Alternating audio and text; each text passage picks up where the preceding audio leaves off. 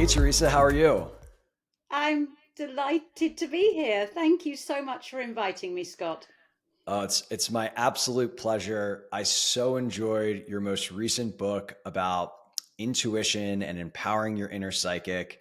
And for me, this has been something that's been very alive in my own experience for probably about 2.5 years.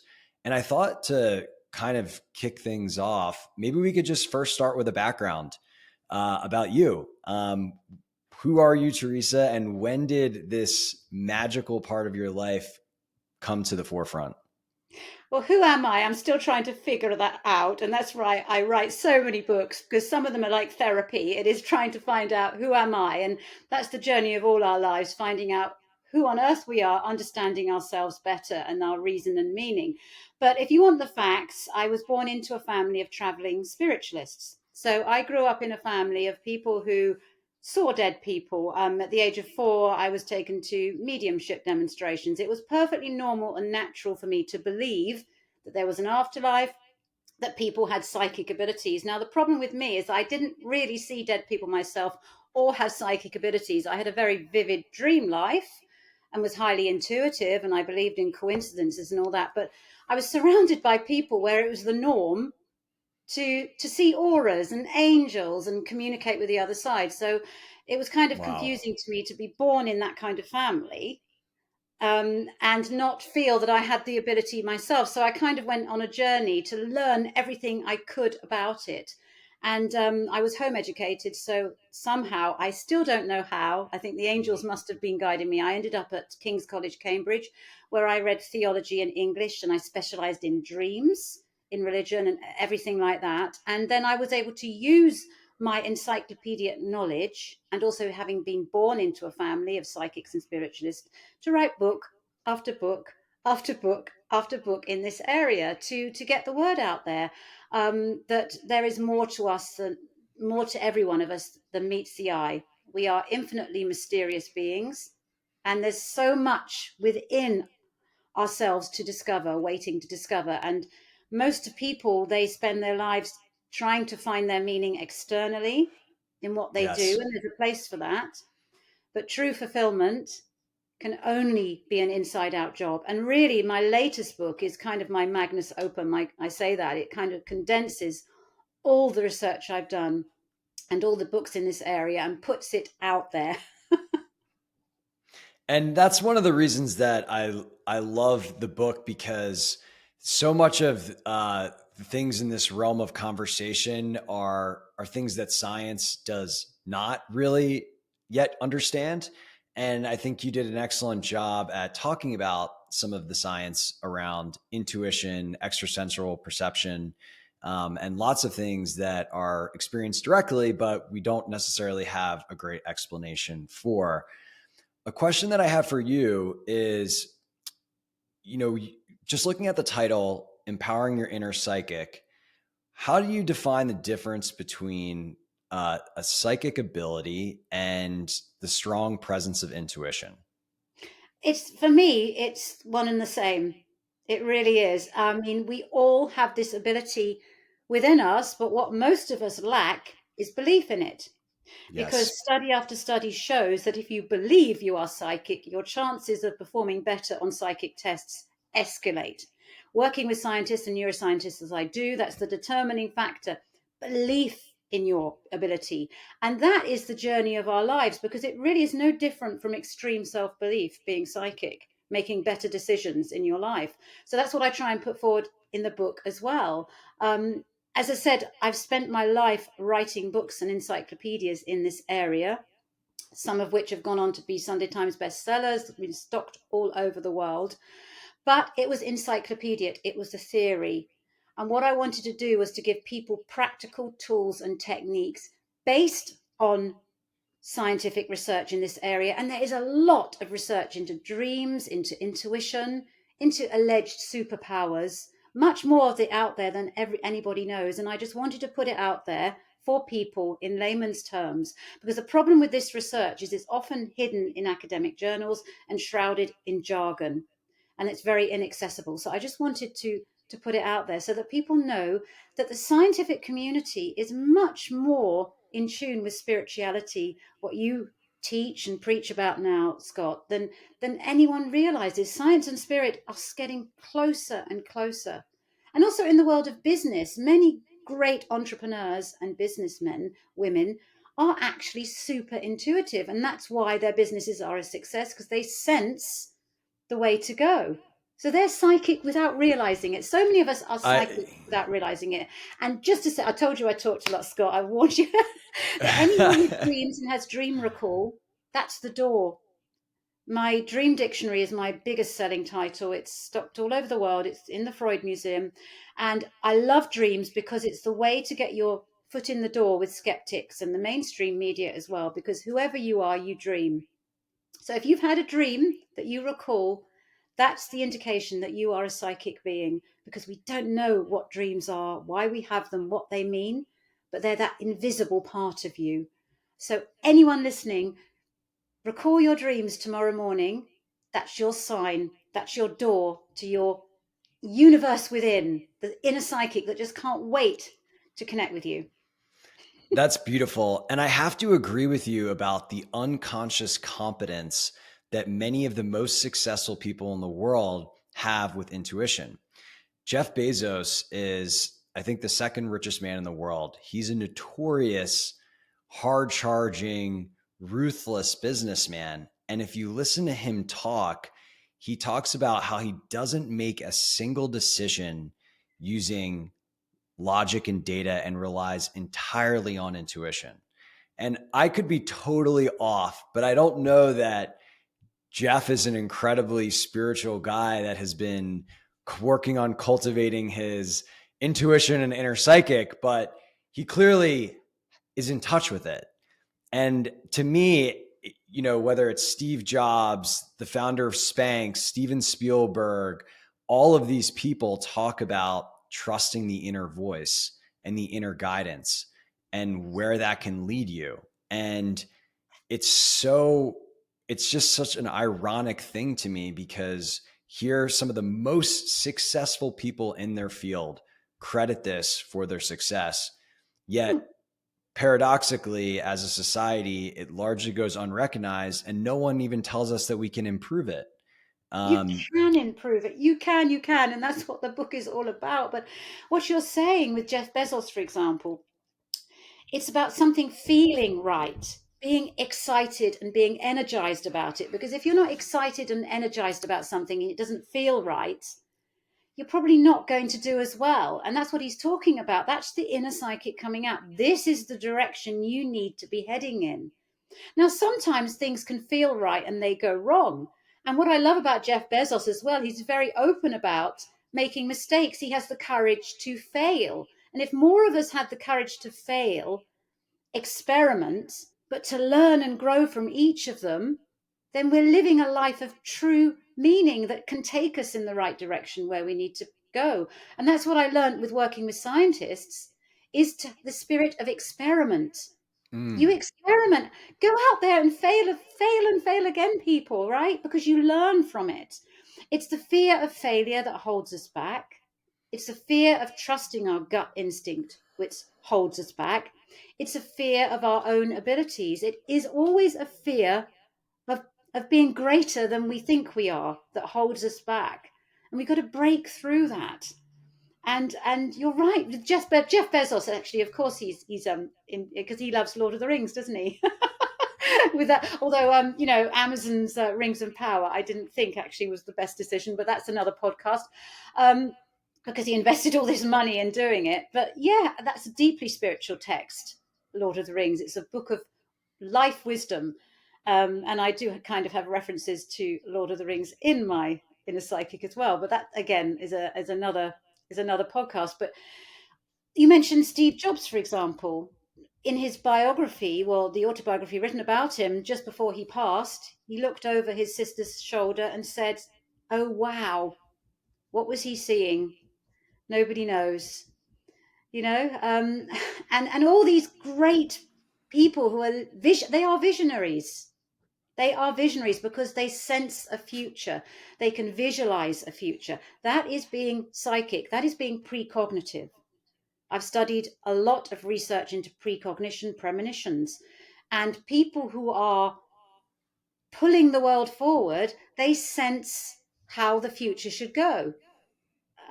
So it is just, they are psychic, but they prefer the term intuition because that doesn't have the woo associated with it. And I'm on a mission to stop all this woo woo surrounding talk about the psychic world.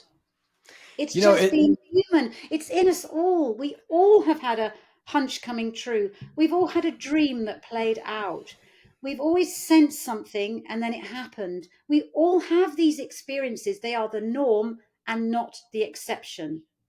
If I people get I anything from my interview, it's the norm, not the exception. It's not a niche thing, being psychic. I 100% agree that it is the birthright of all humans to be highly intuitive and to be in touch with all of these things. Yet it does seem like there is so much resistance, as you discussed.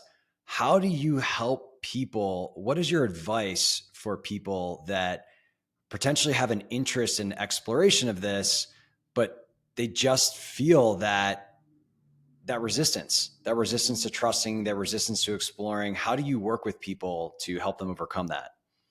Well, we have to go back to basics, what I said in the end. If you have a fear of your ability to sense what is right for you, what is that saying about you? It's kind of saying you have, self-belief issues, and these need to be really worked on, because as long as you don't trust yourself, you're not going to have a fulfilling, rewarding life. You're going to attract things into your life that aren't necessarily optimum.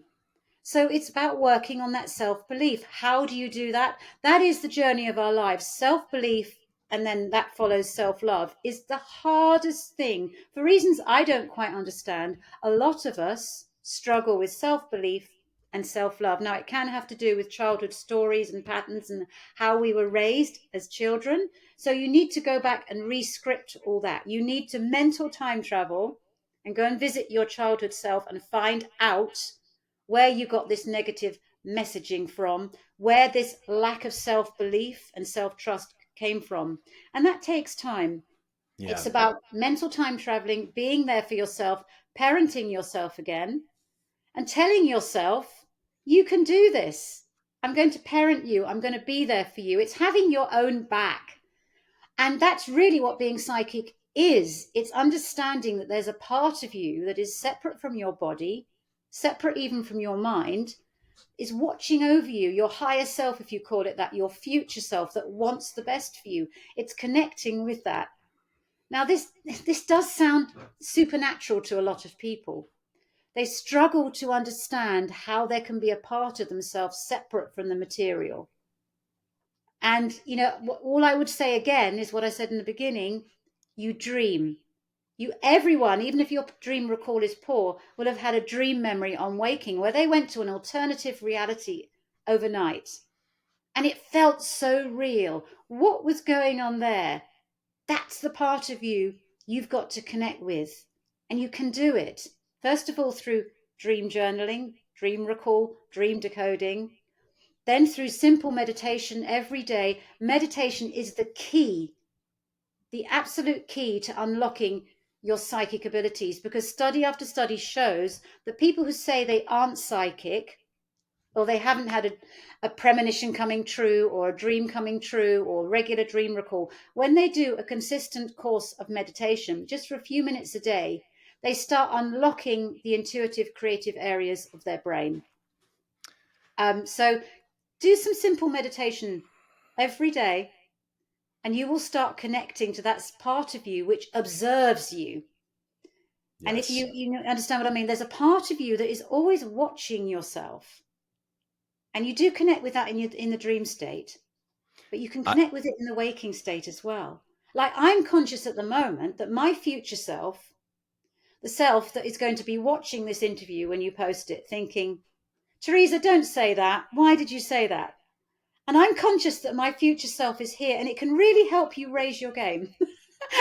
Because I want to impress the future me who's going to be watching this back. I want to do well. I want to connect to it. And everybody can impress their future selves. If you wake up in the morning thinking your future self is watching, and it is. Because let's all go back to yesterday morning. You can remember waking up yesterday morning. So your future self was watching your past self. And you can do that every single day. Connect with your future self, your higher self. That's a It's a great technique. it's a Impress beau- your future self. it's a very cool perspective that I haven't heard before. But Well, I because do. studies show that when we're observed, Scott, we perform better. It's just human nature. They've done studies where people were set a task, and one group just did the task. The other group had people watching them doing the task. The people who were watched outperformed the ones who were not watched. So what I'm saying, you are being watched. Like in that, what's that movie, Interstellar, when Matthew McConaughey, he goes back, doesn't he, in time and watches his future self. Any movie buffs out there, but it's kind of sensing that your future self will be watching you now. That's the observation you need. Raise your game. Impress the person you're going to be tomorrow with what you did today. Let's go, everyone. I love it. And I have to agree with you on the importance of meditation, because it's Mm, my observation that the higher intelligence that is always pushing me in the right direction, it is emerging from stillness. yeah. It is emerging from stillness. And so meditation and its ability to help quiet the mind is almost kind of a requisite condition for that inner voice, that quiet whisper that is nudging you, whatever your highest expression is, to be noticed. Mm. And I think the path of intuition comes to be one of really, well, there's many parts of it, but really learning to discern the texture of what is that inner guidance feel and sound like, and then how does that compare to the conditioned survival mind that loves to come in over the top and just reorient you towards whatever it needs to in order to feel safe. But we need that part of ourselves. Ego, reason, and logic are important because we live in a world that's material. We got to be practical. But what we need more of us is balance. And I think what's happened is society has balanced so far towards the material, the logical, and the reasonable that the intuitive has just declined over the years. And what we need to do is to just get that balance. You don't want to go the other way because otherwise you get too away with the fairies, head in the clouds. I've often been described that I have to be careful in the line of work I do that you just don't go too spaced out, because then you're not practical. You have no common sense. You need that balance. That's the perfect harmony. So you need to be aware. What you need to do is you need to have an agreement between your ego, your logical, rational self, and your intuitive, creative, psychic self. And the two of you need to agree to differ, because your ego dislikes your intuitive mind, and your intuitive mind really can't get on with your ego. And that's the battle, that's the inner battle. But if you can just call a truce between the two and say, look, agree to differ, let's shake hands and do what we both do best. Because your rational mind is brilliant at giving you the information that's relevant. Because the intuitive mind isn't so good at that. It brings in so much brainstorming that you can't see the wood for the trees. So you need to work with your intuitive mind as well, and meditation can help you do that. It can get you that balance between creativity and logic, which is optimum. Neither dominates the other, because when one gets too dominant, that's when disaster can strike. When you're just too, led by your fancy or whatever, or you're too led by the practical. Get that balance. Yeah, I heard a concept that I liked, where people talk about right brain, left brain. This is really about whole mind, using both sides Yeah, harmoniously. And work together. and one of the other perspectives that I like, or metaphors, is you talked about how the rational mind is great for bringing relevant information to you. It's Yes. almost like thinking of that as a servant instead of a master. And I That's think, Einstein. You're correct. Yeah, yeah. Einstein said that. Yeah, yeah, yeah. You're absolutely right. And a practical tool, because I'm conscious people listening. Well, how can I do that? If meditation's not for you, listen to music you love. Because when you listen to music, the rational part of your brain is making sense of the notes, trying to find a pattern, detect a pattern in the music, and your intuitive creative brain is just dreaming. So that's why music therapy is so amazing, and I encourage people mm, to bring music into their lives, music they love. It doesn't matter what it is that they love, because when you listen to music, you're getting that balance between logic and intuition that you need. It's very powerful listening to a track you love every day, to especially one that energizes you. that's I that think of that Stranger Things, running up that hill. That's kind of like that. It's so right. These creative directors who did that, they're so on point, because that's what music does. It balances the rational and the intuitive, and it's your escape, your liberation, your help when you feel creatively numb. that's a great point. I honestly never really had considered music as a stimulus. I certainly consider things like It's a whole sets. brain activity. What I'm saying Mm, is that the logical makes sense of the notes, the intuitive dreams and visualizes when you listen, because music says things that words can't. It's like poetry, and great art also has this impact. Because when you look at a great picture, something like, Mona Lisa or whatever, you're trying to make sense of it, but the other part of you is trying to imagine who she was, this lady, what was she thinking, all these intuitive hunches we have. But the logical part looks at it, oh my goodness, the brushstrokes. And the same with reading a poem.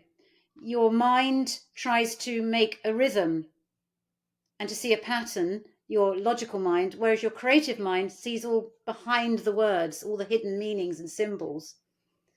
So I do think that people should have more art, poetry, and music in their lives, even if they don't consider themselves creative or artistic. It really is very important to match that alongside the science and the technology, because it will benefit all your logical, technical work and all your business decisions.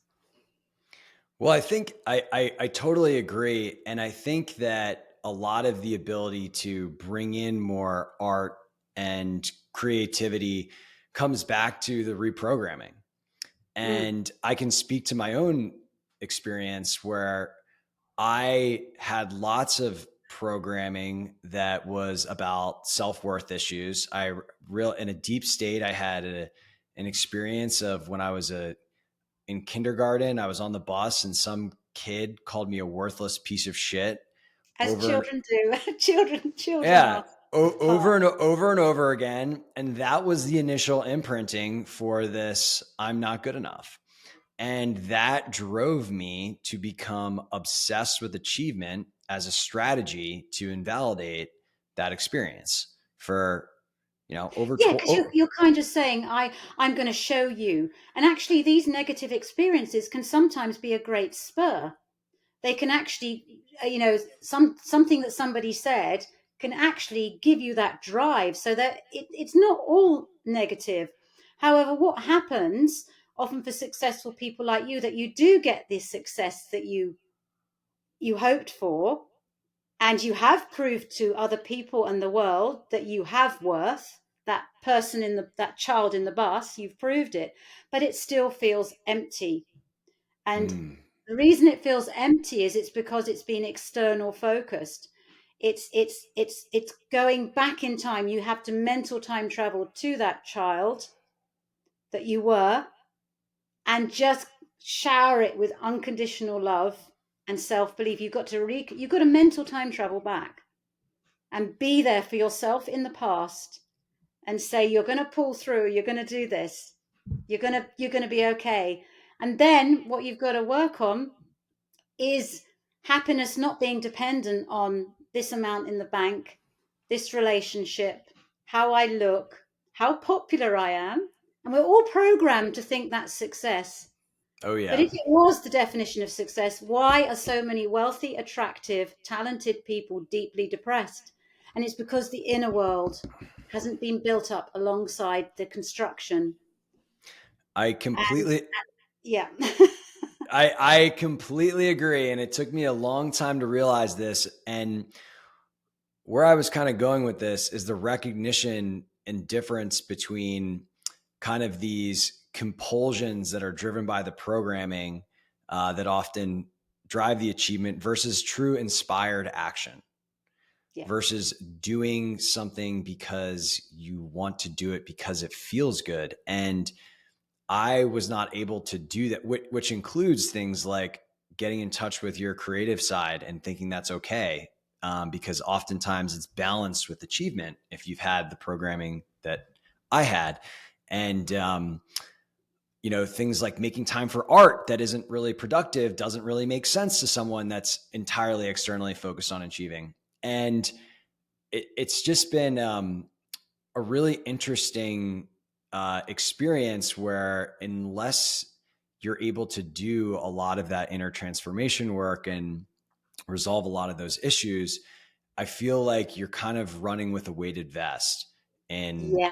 and Beautiful metaphor. Yeah. intuition Mm. emerging and giving yourself making it easier to kind of step into these different experiences. And it's why I'm so passionate about changing the narrative that inner transformation is going to make people lose their edge, which is so common amongst business people. They're afraid that they're going to lose that drive and that intensity and that grit. And it's like, man, it's actually the exact opposite. It Um, is, because when you feel happy and alive in the present moment, if you believe that we're all energy and energetic beings, that happiness is going to attract like happiness in the world around you. So if you feel great in the present moment, you're actually going to attract more success your way, because like seeks like. But if you're that's right. feeling in turmoil and not happy because you haven't done the inner work, you're actually going to not attract the success you want. It actually can help you, the inner transformation, because the vibe within you tends to be the vibe that you attract.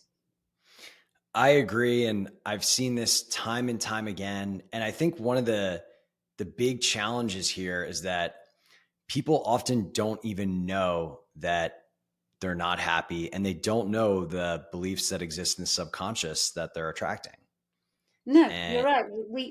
We self knowledge is the beginning of all wisdom, is a famous saying for a reason. Self knowledge.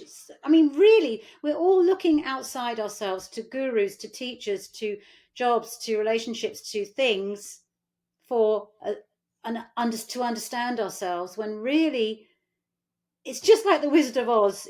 There's no place like home. It's always been within her, the ability to leave Oz, but she didn't realize that.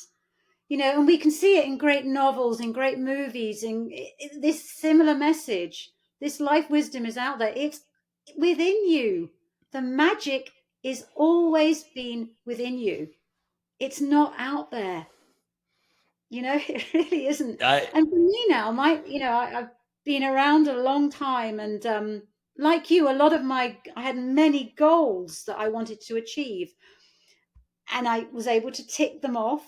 Best-selling novelist, going on mainstream media, talking to celebrities, doing this, doing that, and nothing now gives me more joy than when I wake up and I've had a brilliant dream on my mind, or spending time with my dog, feeling content.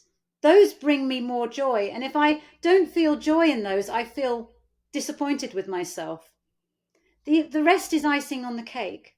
And I think when you get to that stage, when if it happens, it happens. But if it doesn't matter, because you're happy. That is happiness. And also understanding that when you feel low, because you can't feel happy all the time, most of us think that we have to feel content all the time. Toxic positivity is something I'm really railing against. This mm, positive thinking movement, that if you're not relentlessly happy and upbeat, you're doing something wrong, because That's not, we have day and we have night, don't we? Both need each other. You need these dark nights of the soul sometimes to go deeper, to understand yourself better. So when I get low, I do get low. I just kind of get excited because I think I'm growing now. Something's happening. I'm being called to be wiser, to be stronger. And it's going to hurt a bit because I'm shedding an old skin. So that's how I approach it now. If I get low or I just feel grotty, as we all do, I think, well, this is because I'm growing, because I need to be course correcting again. And I also understand that this course correcting is infinite. It will never stop. There's no end destination. And that's why, to return to the Lord of the Rings, as I say, we don't want to be stuck in the Shire. We want the journey to Mordor. That's what we remember, the edge of the seat thrills, right? We need that in our lives because that's living life to the full. It's like going on a roller coaster. You have lows to get on highs and lows to get on highs. And it's not the end goal that you want, it's being on the ride.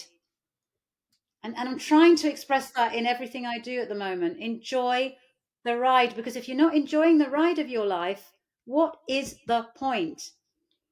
Now, who are we trying to impress at the end of the day? Because we're all going to die.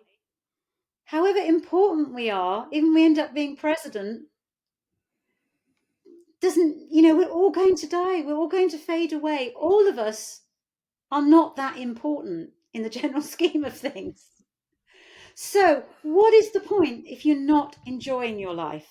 That's what I'm trying to express. Enjoy your life when you're awake and also when you're asleep. Enjoy those amazing dreams because they are a source of such life wisdom and creativity. They remind you that there's a part of you that is invisible, infinite, and that part is the part of you that may survive bodily death. We don't know what happens when we die. That's the next great adventure. We don't know. But I choose to believe that we do go on, or a part of us goes on. That's just a personal choice. There is no definitive proof. But, why not believe in what makes you feel I fulfilled? mean, amen. Amen. I so agree with everything that you just said. And yeah, I think choosing empowering beliefs and ones that make you feel good and excited is just the smart thing to do.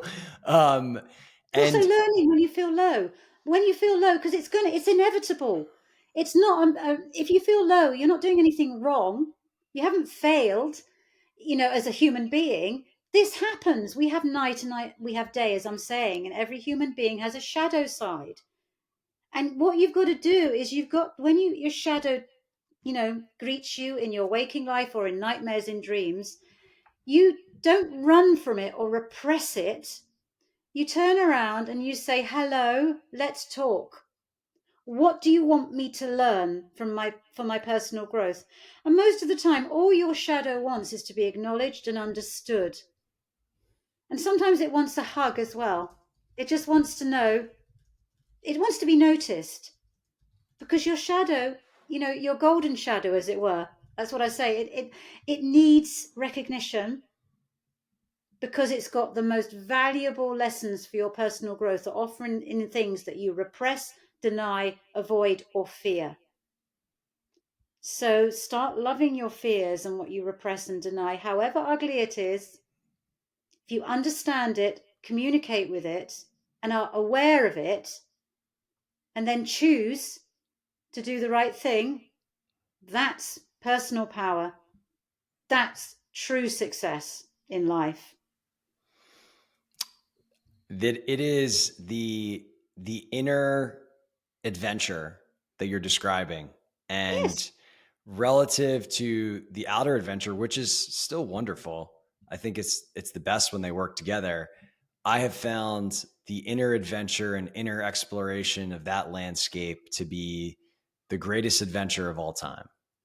Yeah. I And mean, that's why I start the book with the Edgar Mitchell story, because I work a lot with the scientists at the Institute of Noetic Sciences. I've collaborated with them for many years. They're a group of neuroscientists and scientists there who are researching supernormal potentials and the mystical and the inner world. And Edgar Mitchell, he was the sixth man to walk on the moon. So he literally lived the adventure of life, walking on the moon. Can you imagine? So few people have done that. But he had a transcendent vision on his way back from his final mission, which fascinated him more than actually being on the moon. He had this sort of vision, this transcendent experience. And so he devoted the rest of his life to discovering inner space. He found that more interesting, that journey within himself, than walking on the moon. Wow. I did not know that story. That's amazing. Edgar Mitchell, he's sixth man to walk on the moon. He founded the Institute of Noetic Sciences, which actually inspired Dan Brown's The Lost Symbol. And as I said, he devoted his life to collecting scientists to research intuition, afterlife possibilities, empathy, collective thought, the power of collective thought, prayer, all these things. And he found that more rewarding, the space within, than the space out there. One question that I had for you that I wanted to go a little bit deeper on was how dreams tie to intuition. Well, dreams are your nocturnal intuition. Intuition is what happens during the day. Dreams are your nocturnal intuition. Now, the problem with dream work is that most people take their dreams literally. And you have to think like an artist, because the language of the unconscious is the language of the visionary, the artist, and that's symbols. So when you're dreaming in symbols. Why? Because symbols can say so much more than words. As I said, like, a great work of art says picture paints 1,000 words. And that's why your dreaming mind speaks to you in symbols. So you're not actually dreaming about your best friend or your boss or your mother or your child. You're dreaming about what they symbolize to you. And usually they symbolize aspects of your own personality. If you can think, when you go into the world of the dream, it's like a hall of mirrors, where all aspects of your personality are being showcased to you symbolically through associations, metaphor. And I always say to people, try to go back to your English literature class at school when your teacher would have put a poem on the table and helped you analyze it from a literary point of view.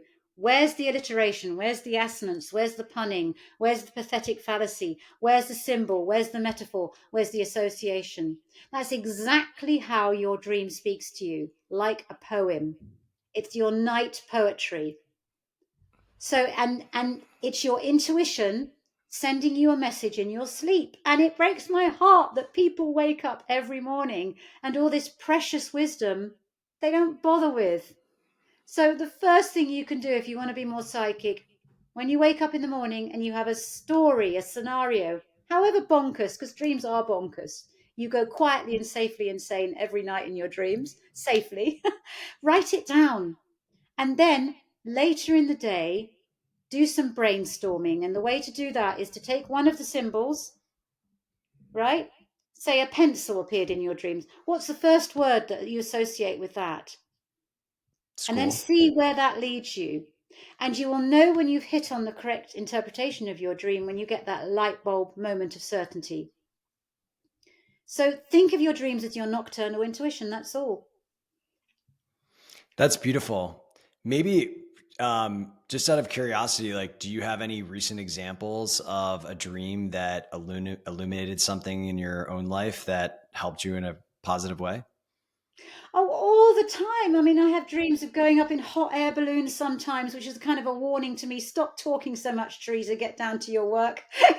Things like that. And they're really helpful because I do like to talk.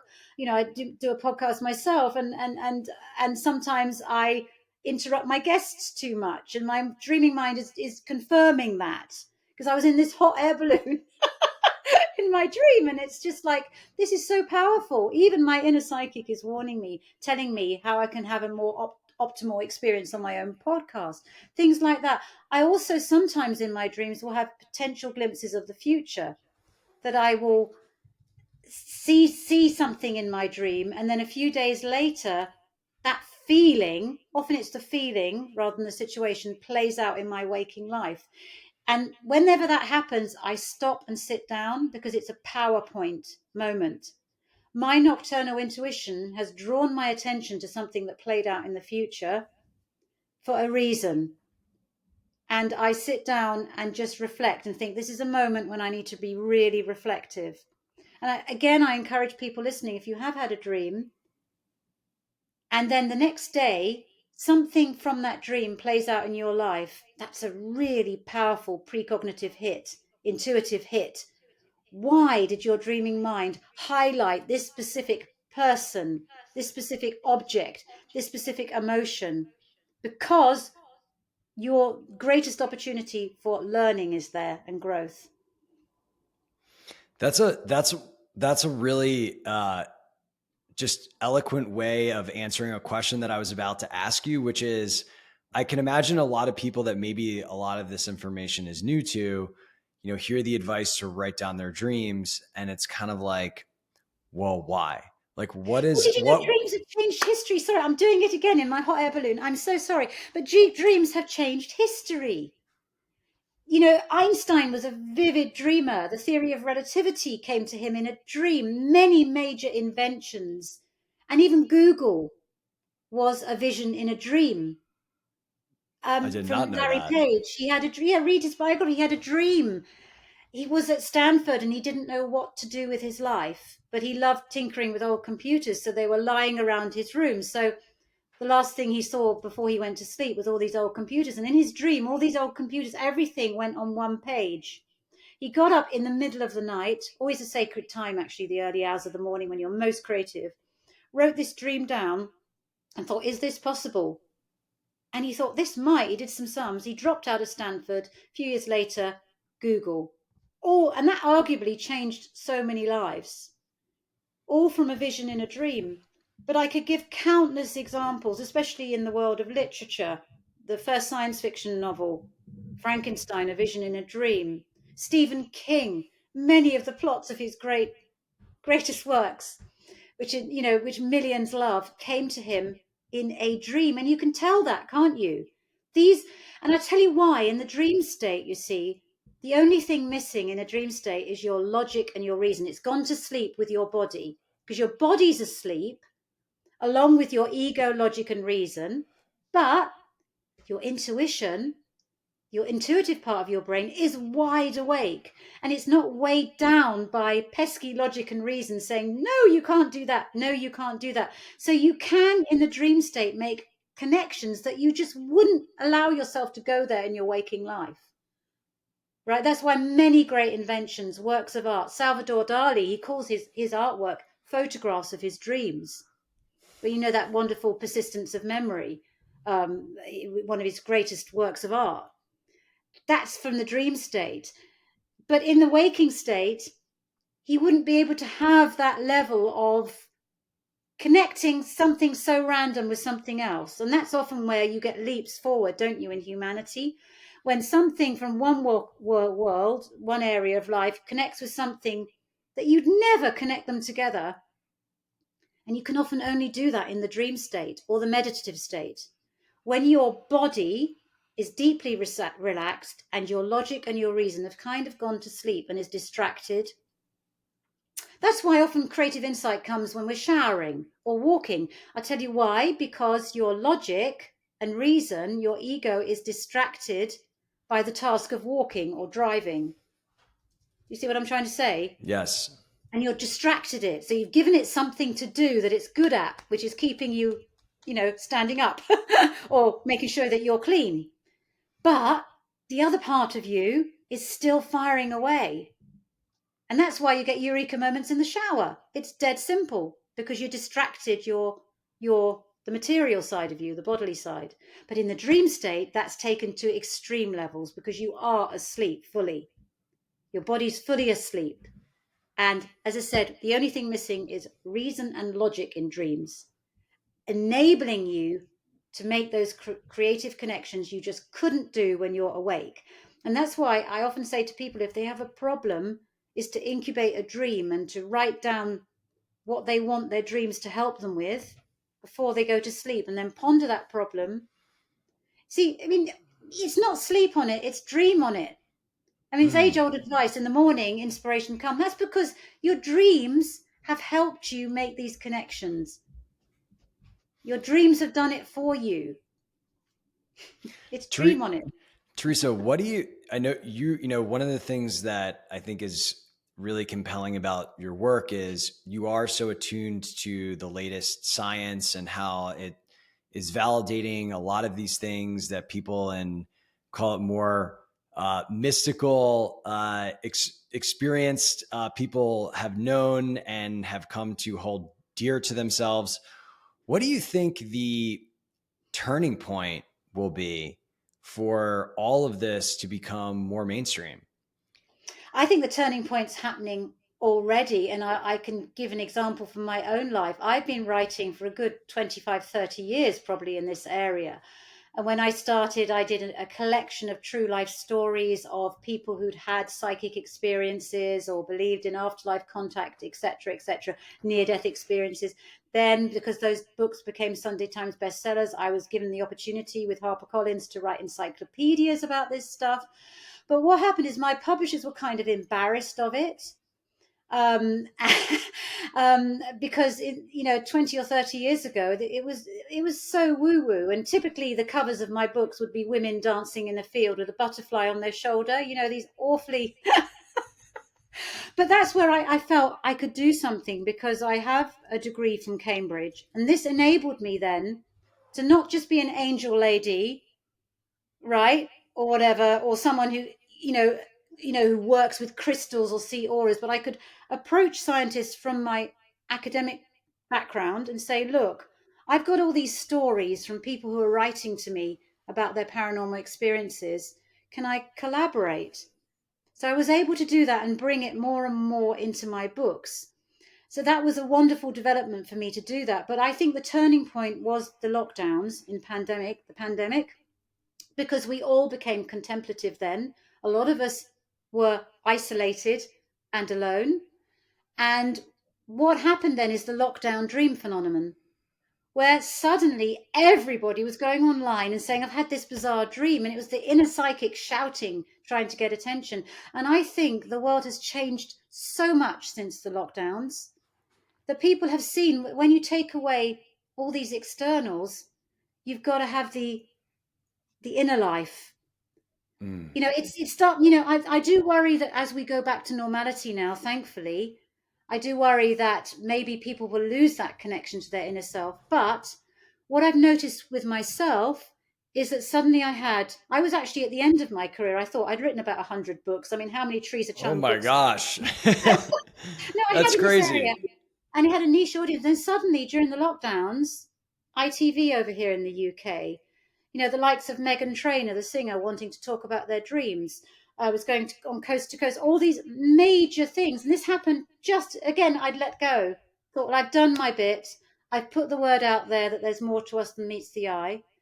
And then suddenly, because of what was happening, this inner transformation that was happening to people during lockdowns, I suddenly got all this massive media interest, which is continuing. Have the privileged position here in the UK. ITV This Morning is an iconic program here, which has had prime ministers, major Hollywood celebrities on it. And I've done 20 national dream call-ins for them. And that actually inspired Empower Your Inner Psychic, because suddenly how more mainstream could you get than going on the most popular daytime TV show here in the UK and then saying to their viewers, call in with your dreams and your psychic experiences, and Theresa will help you understand them. Wow. And it shows no sign of slowing up. So I think the tipping point has happened. And the scientists also are getting much more bold, publicizing their research, doing workshops, talking about what they're doing. And so I think it's a hugely exciting time to be alive. I think the tipping point has happened. And you can see it with the younger generation. They're not as their inner world is becoming more and more important to them. I mean, like even in TikTok, you can see the manifesting craze. That they're wanting to understand manifesting. I think they're going about it in the wrong way. But it's just wonderful, and meditating and all these things. The younger generation is not as like career isn't everything for them. I've actually been really inspired by younger people. They, my own children as well, they're saying, well, what's the point if I'm not enjoying this? No, I'm going to turn this down. I don't want to do that. I want to be happy. I want to be fulfilled. I want to feel life. I don't want to do life. I want to feel it. It's beautiful. It's moving away from such a focus on what I view as safety and into more expression, um, Yes. authentic expression. And I wish that for everyone. I think that is, to your point, like there are many shades of colors on the spectrum, whether we're talking about our emotions or whether we're talking about people. And for them to all be expressed to the fullest is what living feels like to me. Yeah, and when you go within and start doing this inner work, what you actually do is you actually, because people think, oh, that's very selfish, self absorbed. Well, yeah, it's okay. Actually, I think a lot of us should be self absorbed for a bit and get the self belief and self love going. But what happens when you start doing that? You actually become much more empathetic because you actually see that however confident other people are, they're going through their battles as well. This, this, this inner battle is going on within them as well. You actually feel much more interconnected with everyone and everything because you start to see that they are also going through this and they also represent aspects of your life as well. If you can actually, I do sometimes say to people, start decoding your life as if it were a dream. So if you dreamt Mm. this, what would be the meaning of meeting this person, of talking to that person? And when everything becomes a learning experience to help you, I say life's just magic then. I can testify it's true. One final question I wanted to ask you, which I saw this tweet yesterday, and I was just kind of pondering it. And the tweet was something along the lines of, people talk about intuition, but unless you do the healing of trauma and inner work, you're probably just experiencing your ego and conditioned mind and thinking it's intuition. And Absolutely, absolutely. It starts with self understanding. First of all, it starts with facing your shadow and understanding why you do what you do and why you feel what you feel. And that's where dream work can help because dream work is a wonderful encyclopedia of you where you get to meet yourself every night, sometimes aspects of yourself you don't like. And then from self belief, self understanding comes self belief that you are worthy, that you are worthy of of everything, that you deserve it. You know, it's your birthright to feel empowered. You don't have to feel this rubbish all the time. And then hopefully that moves to self love. That really is the journey of our lives. If we can get to self love, you really are psychic. If you understand yourself, you believe in yourself, and you love yourself, forget all this intuition work and exercises, tools, and techniques. Those three essential things have to be in place first because there's no point, because any messages that come through are going to be polluted through lack of self awareness, lack of self trust, and lack of self care. So do the inner work first. And when you're doing the work on understanding and believing and caring for yourself, you are becoming psychic effortlessly. Because when you have those in place, your psychic senses are fired up, ready to attract into your life everything that you deserve. it's a magical experience, the expanding of awareness and the opening of the heart, because it's almost as if you're in this dance and the choreography is perfectly aligned so that these things are emergent. You don't even need to try, as you say. No, it And should be effortless. If you're working hard at improving your intuition, you're doing that's not going to work. If it feels like you're working hard and you're straining to meditate and you're straining to be more intuitive and etc., it's not going to work. It must just be your natural state. mm, it's just be your natural state, and don't be afraid of yourself and what you discover. A lot of people are discovered if they find that if they go within, they won't know what they find. Will they find nothing? A lot of people say that I'm scared. I'm scared. And but the fear is is a sign that this is where the growth is. Mm. Outside your comfort zone, that fear is where all the growth is. And I encourage people to do something they fear every day. Be safe, of course. Don't want to talk about. Do something that scares you every day. And it doesn't matter if you mess up. I've learned that. I've done many a TV interview, been car crash. And actually, it doesn't matter at the end of the day. You learn from it and then you grow from it. It doesn't matter. We worry far too much what other people think. We really do. You just got to do the best for yourself and think, well, I did what I thought was right at the time. I understand why I messed up. Next time, let's try again, do something better. Take another shot, have another go.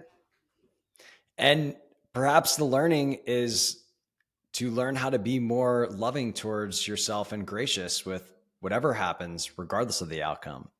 And Yeah, that we're is, our own worst enemy. I mean, the harshest critic is ourselves. I mean, if you had a friend who was telling you were a loser, you messed up, you look, this is dreadful all the time, that wouldn't be a very positive relationship, would it? But the relationship we have ourselves is often the harshest one. Start there. That's, start with your mind because it's going to be your home for the rest of your life. Well, it is your home.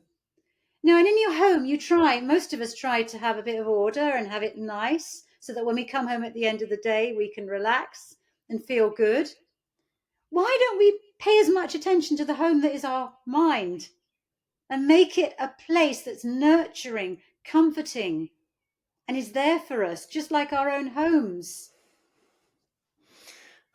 well, I think that is the ultimate goal for all of us, is to create that beautiful inner home. And Theresa, I just love all of the things that you're putting out there that's helping so many people. I think maybe to kind of finish this episode up, what's next? What can we expect from you and all of the amazing things that you're doing? Global domination? No. There we go. I don't know. I mean, I'm looking at to do things that make me feel alive, and I'm able now to turn down books or opportunities that I don't feel alive. And I'd rather do things that, as I said, I wake up in the morning and I can't wait to get to them. But sometimes also I am a doer, and I have to learn to just be a bit more. I Mm. think that's my goal, and to just not think, got to do, like I'm running out of time, and just be a bit more, I think. Well, I know myself and many of the other recovering ambitious people have that. It's like an addiction, isn't it? It is Yes. a form of addiction. And, like with the AA, the spiritual approach works. The program is often a spiritual journey, because when you have a kind of an addictive personality, it's because something's lacking. And it's a thirst for wholeness, it's a thirst for meaning. So what I try and think now, when I get this, oh, got to do, what I'm actually thirsting for and hungering for is deeper meaning. Mm. That's what I think. It is a thirst for wholeness. And the only way to get this deeper meaning is through a spiritual perspective. As someone who has turned over every stone seemingly and ended up here, I would have to agree. Well, there'll be Theresa, more stones for you, Scott. I'm sure that's who you are. It's going to be more and more for oh, you. it's the infinite expansion of consciousness. It never ends, and it's as Ram Dass said, it's the only dance there is, and it's a fun one. It's the journey. To go back to Lord, it's the journey. We got to enjoy the journey and stop actually thinking there's a destination. I've stopped thinking like that. There is no destination. If you look at space, it's infinite. We are like, it's infinite. It's the journey. I'm going to say that it is the journey. Well, for everyone listening, It is the journey, and it's time to start enjoying it if you're not, and hopefully everybody's already there. Theresa, where can people follow your work and all the amazing things you're doing? Oh, that's very kind. My website is www.theresachung.com. I've also got a social media presence. My Instagram is at the Theresa Cheung, and I have a Facebook page, Twitter, and of course on Amazon. But there it comes with a serious warning. I'm not a serial killer, but a serial author. And you will see me actually, if you look at the date the book was published, this is me trying to understand the meaning of life. And each book is a work in, I'm a work in progress. And that's what we all are. We're all work in progress. Well, your prolific publishing is admirable, and we're very grateful for everyone that took the time to listen today. It was a very fun conversation, Theresa, and I'm wishing everyone just lots of wonderful, intuitive insights and love. And And as I say in the book, there's only one you, and that's your superpower. Remember that, everyone. awesome. We'll see everyone on the next episode.